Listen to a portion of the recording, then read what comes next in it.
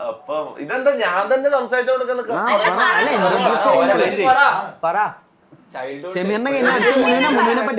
ഇത്രയും ഗ്രോത്തിൽ നിങ്ങൾ എത്രത്തോളം ഹാപ്പിയാണ്? ഫസ്റ്റ് മുതൽ കഥ പറയണോ അല്ലെങ്കിൽ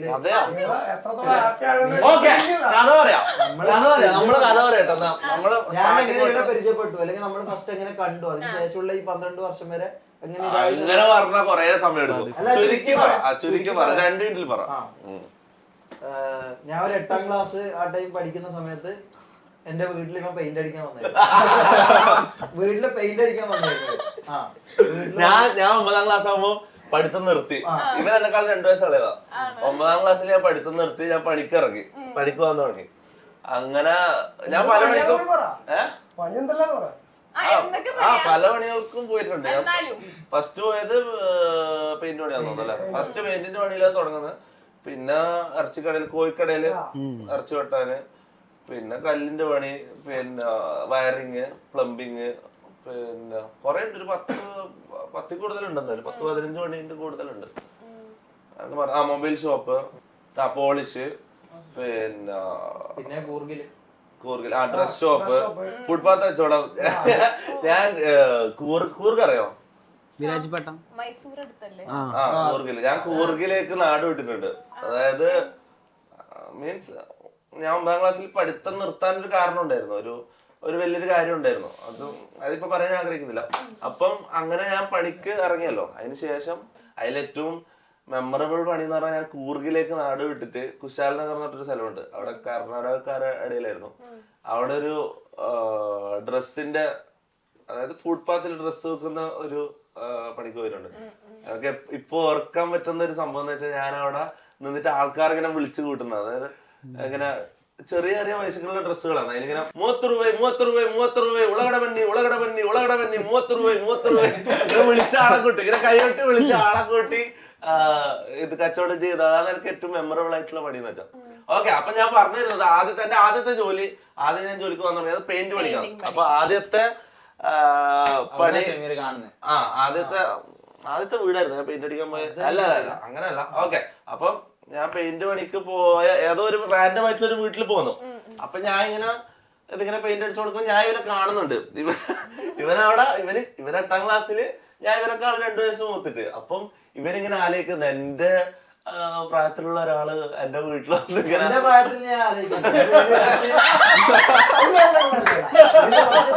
ആ ടൈമിൽ താടി മീശെല്ലാം ഭയങ്കര കട്ടിയായിട്ടുണ്ട്. അപ്പൊ അതുകൊണ്ട് അങ്ങനെ ഞാൻ ചിന്തിക്കുന്നില്ല. മൂത്ത ഒരാളെ പോലെയായിരുന്നു ഞാൻ കണ്ടത്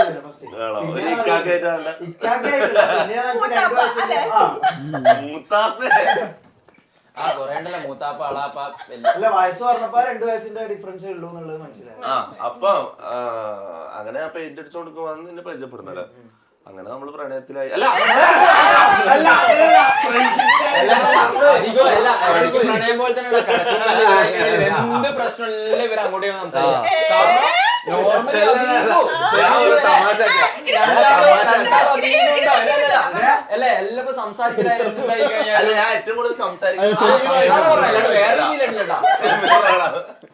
സംസാരം കൊണ്ട് എന്ത് പ്രശ്നം ഷമീറ പിന്നെ മുനു. അപ്പൊ ഇവൻ വലിയ വീട്ടിലായി പ്രണയത്തിൽ. അത് ഞാൻ തമാശ അതൊന്നും എടുത്ത് ഇതാക്കി ഹൈലൈറ്റ് ആക്കി ഇടല്ലേ പ്ലീസ്.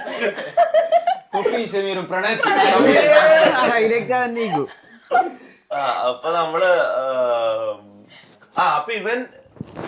കമ്പനി ആകുന്നത് ഇവന്റെ വീട്ടിലായിരിക്കും ഇഷ്ടമല്ല. മീൻസ് ഇവന്റെ ഉപ്പെല്ലാം ഒരിക്കലും സമ്മതിക്കാത്തൊരു കാര്യം നമ്മള് തമ്മിലുള്ള ഫ്രണ്ട്ഷിപ്പ് എന്നാണ്. കാരണം ഇവൻ വലിയ വീട്ടിലെ ചെക്കനാ. ഞാനെന്ന് പറഞ്ഞാൽ ഈ പെയിന്റ് പണിക്ക് കല്ലിന് പണിക്ക് പോകുന്ന കുടുംബമൊക്കെ അത്യാവശ്യം നല്ലതന്നെയായിരുന്നു. അങ്ങനെയല്ല, കുടുംബത്തിന്റെ അല്ല, അതല്ല ഞാൻ പറയുന്നത്. ഞാൻ പറഞ്ഞ വെച്ചാൽ ഞാൻ അവിടെ പെയിന്റ് അടിക്കാൻ വന്ന ഒരാളാണ്. പിന്നെന്ന് പറഞ്ഞാൽ എന്റെ കഥ എങ്ങനെ അവരറിഞ്ഞ് ഞാൻ പറഞ്ഞല്ലോ വേറൊരു സംഭവം ഉണ്ടായിരുന്നല്ലോ, അത് പറയണം അവിടെ. അത് ഞാൻ ഓൾറെഡി ഒരു ഇന്റർവ്യൂവിൽ പറഞ്ഞതാ. അത് സംഭവം എന്ന് വെച്ചാൽ 9ാം ക്ലാസ് ഞാൻ ഒരു മോശണ കേസിൽ എന്നെ പിടിച്ചിന് ചെറുപ്പത്തില്. അപ്പം അതിനുശേഷം നാട്ടിലെല്ലാവർക്കും അറിയാം ഇവനൊരു കള്ളനാ, അങ്ങനത്തെ ഒരു തുറന്നു പറയാലോ, കുഴപ്പമില്ല. ഞാൻ എന്തിനാ ഇത് ഒളിച്ചു വെക്കുന്നത്? അതാ ഇവനൊരു കള്ളനാ, അങ്ങനത്തെ ഒരു സാധനം ഉണ്ട്.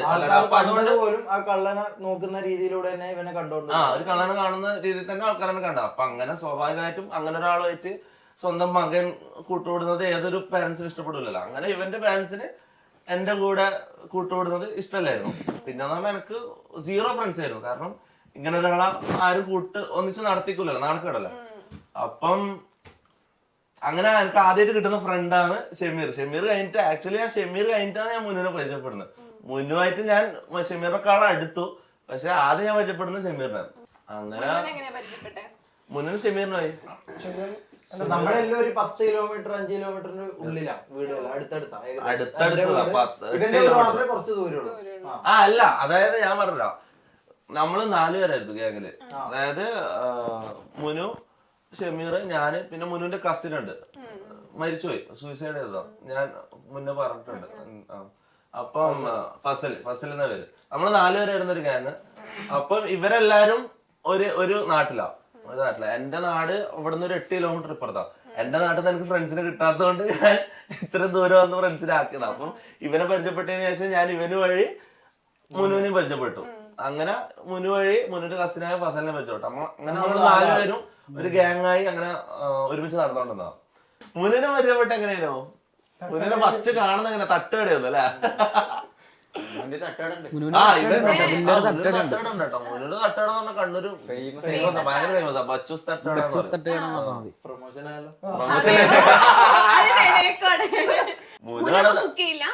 പിന്നെ നല്ല കുക്കിംഗ്. ഞാൻ എന്ത് ഉണ്ടാക്കുമ്പോഴോ പിന്നെ മല്ലിപ്പൊടിന്റെ മണം വന്ന മല്ലിപ്പൊടി കുറച്ച് കൂടുതലുണ്ട്. അപ്പൊ എല്ലാ ടേസ്റ്റ് ബഡ്സും കറക്റ്റ് ആക്കും.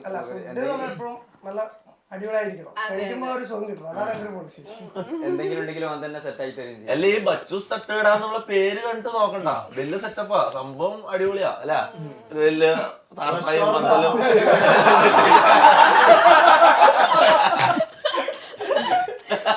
അങ്ങനെയല്ല സംഭവം. അവിടുത്തെ ഫുഡ് ഭയങ്കര ഫേമസ്. അവിടെ ഫുൾ ക്രൗഡാ, നല്ല ക്രൗഡാ അവിടെ. അപ്പം മുനു എന്ന് പറഞ്ഞാൽ അവിടെ എത്ര വർക്കേഴ്സ് ഉണ്ട്? ഇപ്പൊ 10 8 12 വർക്കേഴ്സ് ഉണ്ട്. അപ്പൊ മുനു ഇവിടെ വന്ന് നമ്മളവിടെ ചില്ല് ചെയ്ത് നടക്കും, അവിടെ അവര് പണിയെടുക്കും. ഇവർ രാത്രി കണക്ക് ഇവന് കിട്ടും. അതാണ് ഇപ്പൊ മുനുവിന്റെ ലൈഫ് അല്ല. പിന്നെ എത്രത്തോളം ഹാപ്പിയാണ്? ഇപ്പം തൊപ്പിയുടെ ഗ്രോത്ത് ഫുൾ കണ്ടിട്ടുള്ള ഒരാളല്ലേ, അപ്പം എത്രത്തോളം ഹാപ്പിയാണ്? ഒരു പീക്കിലാണ് ഉള്ളത്.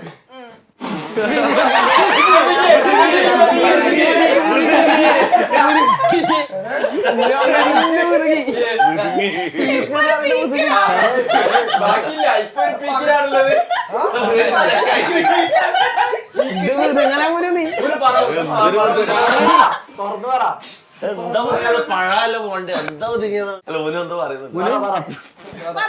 എല്ലാരും മുന്നിൽ തന്നെ. വേറെന്താ ചോദിച്ചു? ഇപ്പൊ ഞാൻ ഹാപ്പിയാണ്.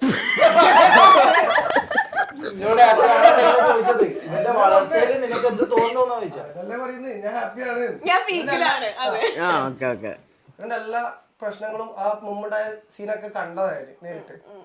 ആ കേസ് വന്ന സമയത്തൊക്കെ, വളരെ കേസ് വന്ന സമയത്തൊക്കെ ശരിക്കും നമ്മൾ സ്ട്രഗിൾ എന്താണെന്നുള്ള അറിയാം. പിന്നെ മുനുവിന്റെ സ്വപ്നങ്ങളെല്ലാം മുനു യാഥാർത്ഥ്യമാക്കുന്നത് എന്നിലൂടെയാണ്. മുനുവിന്റെ ആദ്യത്തെ ഏറ്റവും വലിയ ആഗ്രഹമായിരുന്നു ഒരു ഫോർച്യൂണർ എടുക്കണം എന്നുള്ളത്. ഞാൻ 2 ഫോർച്യൂണർ വാങ്ങിയിട്ടുണ്ട്, ഒരു ബ്ലാക്കും ഒരു വൈറ്റും, ഒന്ന് എനിക്കും. പിന്നെ മുനുവിന്റെ ആഗ്രഹം എന്ന് വെച്ചാൽ BM ആയിരുന്നു. BM മുനുവിന്റെ മാത്രം ആഗ്രഹമല്ല, BM വേറൊരു സ്റ്റോറി. അത് എന്റെ ഒരു ഭയങ്കര ആഗ്രഹമായിരുന്നു. അങ്ങനെ ഞാൻ തീർത്താം. അപ്പൊ മുനുവിന്റെ പല ആഗ്രഹങ്ങളും മുന്നിൽ സാധിക്കുന്ന എന്നിലൂടെ. അങ്ങനെ ഒരു സംഭവം അടുത്തതിന് വണ്ടി കൂടെ ആയല്ലോ. പിന്നെ അവർക്ക് അങ്ങനെ ആഗ്രഹങ്ങൾ സഫലീകരിക്കാം. വേറെന്തോ ഉണ്ടായിരുന്നല്ലോ അതിന്റെ അടുത്തെന്താ നിന്റെ ആഗ്രഹം? ഇപ്പൊ മുനുവിന്റെ അടുത്ത ഗോൾ എന്ന് പറഞ്ഞാൽ മുന്നിൽ ലോകം അറിയപ്പെടുന്ന മോഡലാണെന്നാണ് ആഗ്രഹം. പക്ഷേ പെരിച്ചായിനെ പോലുള്ള മോന്ത വെച്ചിട്ട്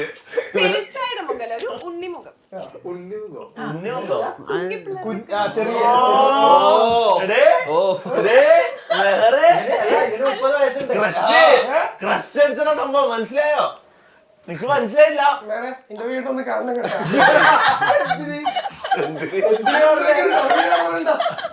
ഇപ്പൊ കണ്ടാല്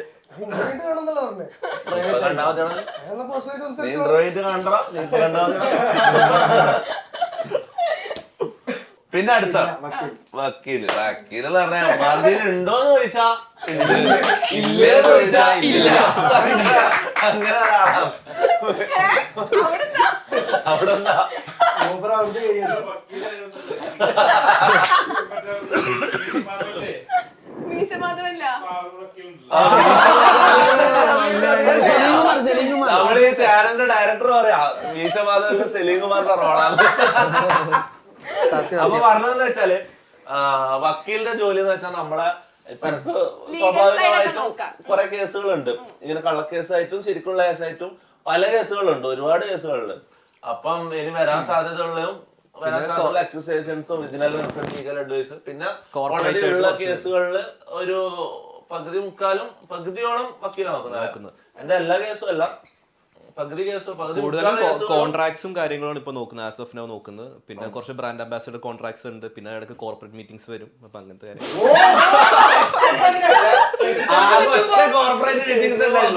ഒറ്റ കോർപ്പറേറ്റ് മീറ്റിംഗ് സ്ട്രീമിംഗ് പ്ലാറ്റ്ഫോം ഉണ്ട് റൂട്ടർ പറഞ്ഞിട്ട്, അതുമായിട്ട് ഒറ്റ കോർപ്പറേറ്റ് മീറ്റിംഗ് കിട്ടി. അതിനാണ് പറയുന്നത് ഇടക്കിടക്ക് കോർപ്പറേറ്റ് മീറ്റിംഗ്സ് ഉണ്ടാവും. പക്ഷെ കോർപ്പറേറ്റ് മീറ്റിംഗ് ആണെങ്കിൽ നെഗോസിയേഷൻ പാർട്ട് ഉണ്ട്. അപ്പൊ നമ്മൾ ലീഗൽ സൈഡ് എല്ലാം ക്ലിയർ ചെയ്ത് കൊടുക്കും. അത് വക്കീലിന്റെ ഒരു ഹാറ്റ്സ് ഓഫ്, അത് കാര്യമല്ല, വക്കീലിന്റെ ഒരു വാർത്തന്റെ ഒരു കഴിവാണ്. നമുക്ക് അത്രയും വലിയ ഡ്രീം ഡീൽസ് വക്കീൽ പിടിച്ചു തന്നിട്ടുണ്ട്. വക്കീലിന്റെ ടോക്കിംഗ് സ്കിൽസ് വെച്ചിട്ട് വക്കീല് നെഗോഷിയേറ്റ് ചെയ്ത് നല്ല ഡീലുകൾ പിടിച്ചു തരും. അങ്ങനെ ഒരു സംഭവം ഉണ്ട്. തൊപ്പിയുടെ ഏറ്റവും ഹാൻഡിൽ ചെയ്യാൻ ബുദ്ധിമുട്ടായിട്ടുള്ള ഒരു കേസ് ഏതായിരുന്നു? ബുദ്ധിമുട്ടായിട്ട് അങ്ങനത്തെ കേസ് ആസ് ഓഫ് നോ ഒന്നും ഉണ്ടായിട്ടില്ല. കോൺട്രാക്ട്സ് മാത്രം സീരിയസ് ആയിട്ടുള്ള അങ്ങനത്തെ കേസസ് ഒന്നുമില്ല. എല്ലാ ഈ കമ്പി വളി അങ്ങനത്തെ കേസ് അറിയാലോ, അങ്ങനത്തെ കാര്യങ്ങളാ. വേറെ അങ്ങനെ സീരിയസ് ആയിട്ടൊന്നുമില്ല. കുറെ കേസുകൾ